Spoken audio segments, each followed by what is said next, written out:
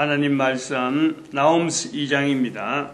나홈스 2장 1절에서 끝절까지 말씀 교독합니다. 1절 말씀 제가 먼저 받들어 봉독드립니다. 파괴하는 자가 너를 치러 올라왔나니 너는 산성을 지키며 길을 파수하며 내 허리를 견고히 묶고 내 힘을 크게 굳게 할지어다.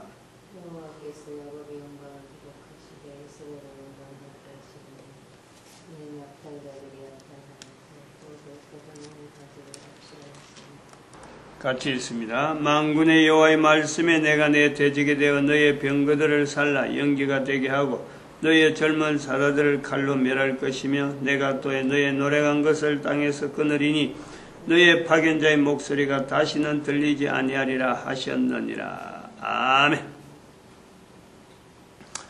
만군의 여호와의 말씀에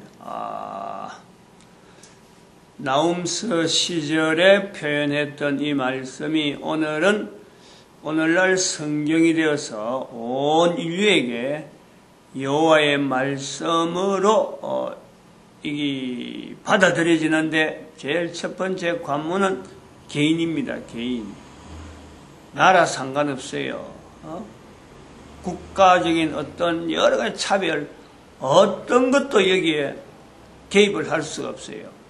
만군에 가는 이 표현에 나홈이 표현할 수 있는 모든 사람을 여기에 다 표현하고 이것은 과거와 현재와 미래 모든 것에서 적용되어진 인간의 존재를 다 포함하는 거예요.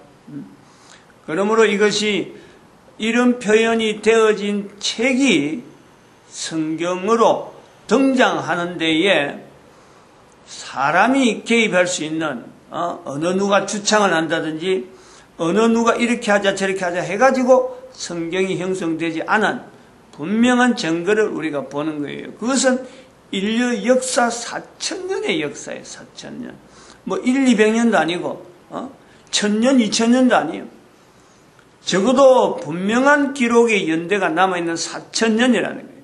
그런 그 흔적을 우리가 3절, 4절에 보면은 병거의 철이 번쩍인다. 노송나무 창이 요동한다. 철이다, 창이다. 이거는 금속이에요. 금속. 금속을 표현하는 거예요. 철기 문화. 지금 여기 나홈스 시절이 벌써 철기 문화를 이야기하는 거예요. 청동기 문화, 철기 문화. 그 연대가요, 2000년이 차이가 있어요. 청동기 문화에서 철기 문화로 들어가면서 어마어마한 군사적인 어떤 변화가 있는 거예요. 청동기 문화가 있기 전에는 석기시대, 석기시대에서 청동기 문화로 받아들였다. 즉 금속을 이용해서 모양을 만들어서 무기로 했다. 이거는 지금의 핵폭탄하고 같은 거예요. 핵폭탄. 그만큼 영향을 받는 거예요. 어마어마한 지각변동, 나라와 나라와의 어떤 현재적인 그 변동이 있는 거예요. 다시 청동기에서 철기 문화로 바뀌었다.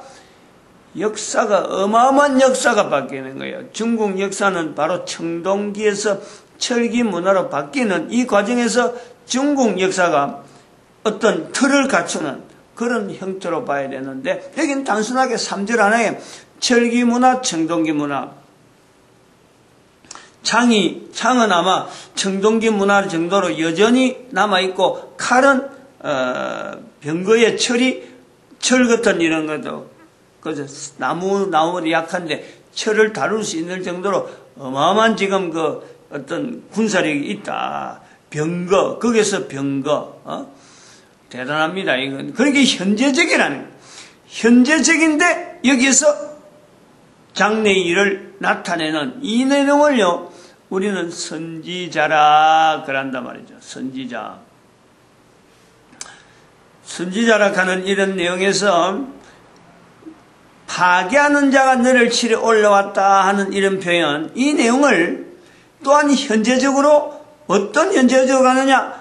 지금부터 2000년 전의 현장으로 들어가면은 예수님 오시는 시대에 성경이라고 하는 것은 이스라엘 사람들에게만 통용되는 아주 그걸 인정하고 받아들이는 그 시대가요. 기원전 4세기에 만들어지는 구약 성경이 성경으로 인식되어지는 서로 부르는 이런 과정, 이런 내용은 이스라엘 사람들에게만 이것이 통용되는 거예요. BC 4세기에서 돼가지고 예수님 시대가 오면은 하나의 구약 성경이 39권 형태로 만들어진단 말이에요. 근데 예수님께서 복음서에서 나타난 대로 성경에 이르기를, 나에 대해서 이르기를 라고 하는 그런 표현은 바로 BC 4세기에 표현된 그 성경을 예수님께서 실제로 인용하는데, 그 말을 알아듣는 사람은 유대인밖에 없어요. 바로 그 시절이, 그 시대에 대해서도 파괴하는 자가 너를 치러 올라온다니 하는 이 내용이 적용이 된다는 거예요. 성경의 말씀으로 표현되어진 그거는 통용되는 것은 몇몇 사람이 안 되지만 성경 자체는 만군의 여호와의 말씀이란 말이에요.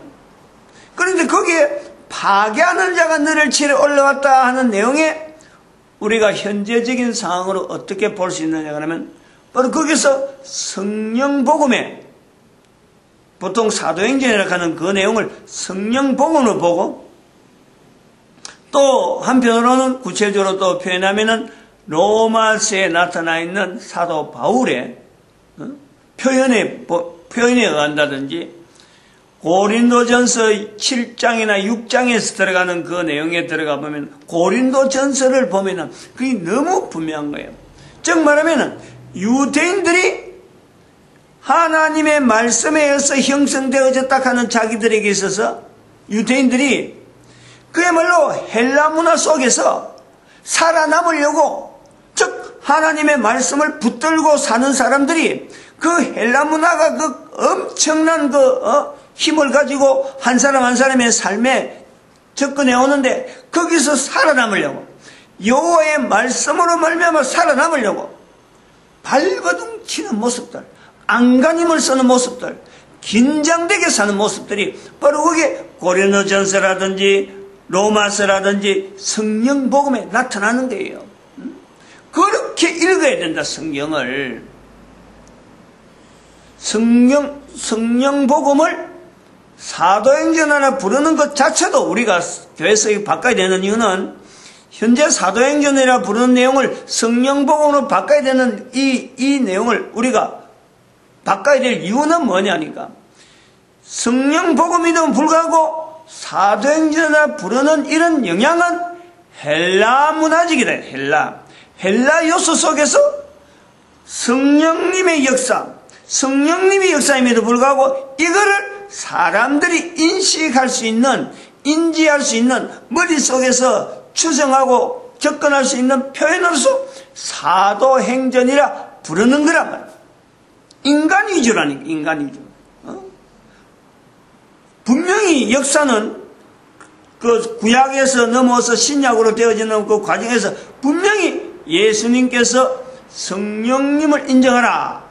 마태복음 12장 31절 32절에 나는 부인하더라도 성령님을 인정하라 하는 내용으로 성령님이 하시는 내용을 누가가 기록했는데, 이거를 사람들이 부를 때에 사도행전이라 부르는 거예요. 그게 지금 2000년 넘게 넘어오는 거죠.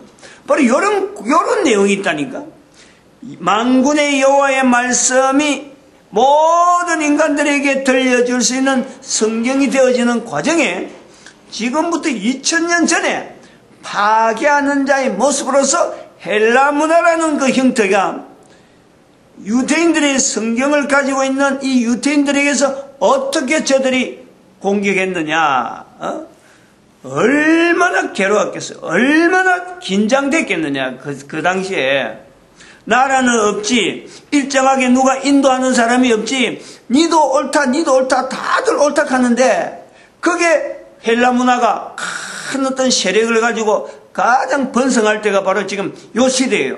예수님 오실 때 요 때가 바로 팍스 로마나라 그래갖고 로마 제국이 형성되면서 저들이 헬라 문화의 전체를 가지고 밑바탕을 두고 나라를 로마 제국으로 형성하는 그 형성에서 가장 번성했다는 거예요. 팍스 로마나라 시대가 바로 요때요. AD 1세기 요때에 그것부터 어간의 200년간 BC 1세기부터 AD 1세기 요 200년을 팍스 로마나라 그래. 이 팍스라는 것이 바로 평화를 말해요. 팍스, 퍼시픽, 태평양. 우리가 태평양이라고 하는 태평양. 그게 팍스라는 거예요. 팍스. 평화라는 뜻이에요. 태평, 어마어마하게 평화로운 이게 태평이에요. 태평. 태평 바다라, 태평양. 퍼시픽 오션이라고, 퍼시픽 오션. 오션이라는 건 대양이라는 뜻인데, 그게 팍스라는 것이, 그것에서 나오는 게, 라틴어에서 나오는 라틴어. 팍스 로마. 로마의 가장 평화로운 시대. 예수님이 바로 그때 오는 거예요.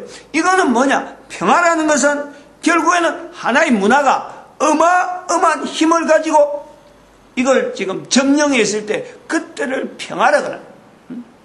이 내용에서 BC 4세기에 성경으로 형성된 이 성경 자체가 이제 오늘날 우리가 만군의 하나님 말씀으로 여호와의 말씀을 받은 시점에서 보면은 요 시각으로 보면은 바로 헬라 문화는 파괴하는 자의 자리가 있는 거예요. 파괴하는 자. 성경에 뭐 참 예수님이 걸어 다닌다 아니면 유대인들이 뭐 바울이 막 다뤄서 전도를 한다. 그냥 전도하는갑다 하고 하지만은 그 한 개인 그 당시에 살았던 만군의 여호와의 말씀을 붙잡고 있는 한 사람은요 오늘날에 보면 전체가 다 선지자들이에요. 선지자. 누가 안 그렇다 하겠어요? 지금에 보면 그 당시 사람들은 뭐 니나 내나 니도 그렇고 나도 그렇고 다 똑같은 거예요. 그러나 바로 예수님 시대에 살았던 유대인 전체를 오늘날에 우리가 선지자를 해도 무방한 것은 선지자 중에서도 거짓 선지자가 있고 참 선지자가 있는 거예요. 적어도 만군의 여호와의 말씀 앞에서 말씀을 분명히 알고도 불구하고 분명히 자기에게 주어진 말씀인 줄 알고 여기 있잖아요. 여기에 먼저 아는 것이 선지자라는 거예요. 분명히 유대인들 전체가 이 선지자인 자리에 다 들어가 있어요. 그런데 말하는 거예요. 말하는 것 뒤에 반드시 따라와야 되는 게 아는 것으로 끝나는 건 말해야 되는데 하나님의 영광 즉 여호와를 증거해야 되는데 거짓 선지자라는 것은 알고 있으면서 말하지 않는 거예요. 만군의 여호와의 말씀을 만군의 여호와의 하나님의 이름을 증거하지 않는 그것이 거짓 선지자예요. 그러므로 유대인 전체가 선지자라는 여기에 선지자 사는 삶에 파괴하는 자가 올라왔을 적에 여기에 동조하는 거예요. 그건 거짓 선지가 되는 거고 여기에 대항해서 살라고 하는 사람들이 오늘날 보면은 우리가 지금 보면은 바로 복음이 저들을 통해서 우리에게 넘겨온 성령복음 5장 42절에 있는 성령복음 5장 42절이죠. 저들이 집에 있을 때나 성지에 있을 때나 예수를 그리스도라고 가르치고 전하기에 쉬지 않는 것, 쉬지 않는 그들이 한 사람 한 사람이 선지자라. 우리가 지금 그 사람들 불러주는데 뭐 주저할 것이 있겠어요? 뭘 주저할 것? 그러나 이게 대단히 중요하다는 거예요. 성령복음 나중에 20몇 장에 24장인가 5장에 가면은 빌립이 있어요. 빌립. 예수님의 그 12제자 말고 7 집사 중에서 빌립이라는 사람이 투표를 해서 뽑는데 사도 베드로를 통해서 투표를 뽑는데 이 사람이 나이 들어서 전도하고 쭉 가다가 나중에 저 가이사랴 지역에 있단 말이에요. 그런데 그게 사도 바울이 만났는데 빌립에게 4딸이 있어요. 4딸이.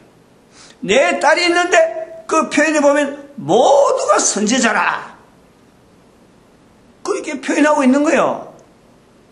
이 구조로서 이 내용으로 봐서 우리가 나오면서 1장을 할 때도 이 표현을 분명히 언급했지만은 바로 우리 가야 시대 때 신라의 박혁거세를 돌봤던 여인이 바로 여인이라고 하는 게 있죠. 여인. 그 사람이 선지자 형태 똑같은 시대에 똑같은 모형으로 남아있는 이 구조가 빌립의 4딸이나 대한민국에 왔던 박혁거세를 도왔던 이름이 내가 지금 이름이 분명히 또 그건데, 이름까지 있어, 이름까지. 바닷가, 동해 바닷가. 그렇게 동쪽으로 오다가 마지막 선이자, 마지막까지 막다른 경계선까지 와서, 거기서 일생을 마감하는, 그러면서 신라 시대에 하나의 무당의 계급이라 하는 걸 통해서 선지자란 자리를 남기는 이 분명한 흔적에 우리가 그 모습을 보는데, 바로 빌립의 내 딸이 선지자라 부르는 거예요. 그 당시에도 사람 사이에서 선지자라고 하는 이런 구분되어지는 이런 구분을 인정을 해준단 말이에요. 인정을. 어떤 사람이 선지자다, 왕이나 제사장은 함부로 못 불러요. 그러나 선지자는 주변 사람들이 불러주면 되는 거란 말이에요. 근데 여기서 빌립에게 내 딸이 있는데 아버지가 분명히 있는데도 불구하고 딸들을 하여금 선지자라 부르는 데에 주저하지 않을 정도로 구별된 삶이 있는 거예요. 구별된 삶이. 어디서 그 사람들이 선지자라고 표현을 하겠어요? 구별된 삶을 가지고 이 사람들에게 선지자라는 이름을 붙여준다는 거예요. 대단히 중요한 거예요. 대단히 중요한 거예요. 오늘날 우리 대한민국이 열방의 선지자라는 이름을 가지고 우리가 나아가야 되는데, 한 개인의 삶을 지금 현재 바라보면서 주변에 있는 사람들을 선지자로 불러주는 이 시각이, 이 자세가 대단히 중요하다는 거예요. 내가 선지자가 되면은, 내가 선지자의 입장에 있으면요, 선지자라 불러주고 싶은 사람이 자꾸 생기는 거예요. 아, 저 사람도 선지자다. 저 사람도 정말 과연 올바른 발걸음을 간다. 자기가 선지자 입장에 있으면은 다른 사람을 불러준다는 거예요. 즉, 빌립의 위치를 생각하는 거예요. 성경을 한번 찾아보고 갈까요? 아니, 시간이 없어서 안 되겠는데.